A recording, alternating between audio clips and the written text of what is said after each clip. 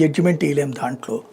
ప్రాక్టికల్గా ఒకటి ఈలోపు వీళ్ళు చెప్పినట్టు అభివృద్ధి పెరిగిపోయి సంపద సృష్టించబడి జనం అందరి దగ్గర డబ్బులు చేతులు ఆడుతున్నాయి అనుకోండి, సదుపాయాలన్నీ బాగున్నాయి అనుకోండి, మర్చిపోతారు. అది అంటే ఇవ్వకపోయినా మర్చిపోతారు. ఇవ్వగలిగితే అంటే గవర్నమెంట్ వాళ్ళకి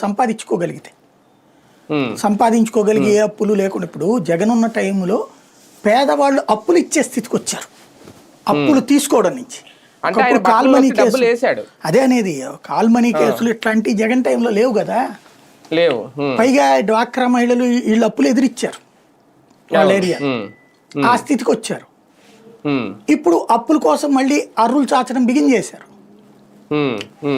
అది కనుక లేకపోతే వీళ్ళు చెప్పినట్టు సంపద సృష్టించబడి సంపాదన పెరిగిపోయి అప్పులు చేసే పరిస్థితి రాకుండా ఇచ్చే పరిస్థితుల్లో ఉండకపోయినా వాళ్ళ దాడు పోషించుకోగలిగే స్థితిలో ఉంటే గనక జగన్ గురించి ఆలోచించరు.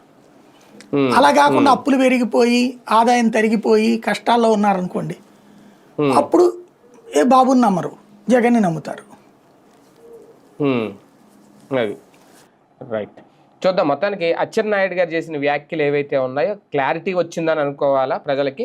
ఇక సూపర్ 6 పథకాలు అమలు చేయడానికి ఏమీ లేవు, ఉన్న ఒక్క పథకం కూడా అమలు చేయాలి అంటే దానికి మొత్తం రాష్ట్రాన్ని అమ్మేసుకునే పరిస్థితి, అంత డబ్బు కావాలి, అది ఇప్పుడు సాధ్యం కాదని ఇండైరెక్ట్గా చెప్పేశారు. ఇండైరెక్ట్గా డైరెక్ట్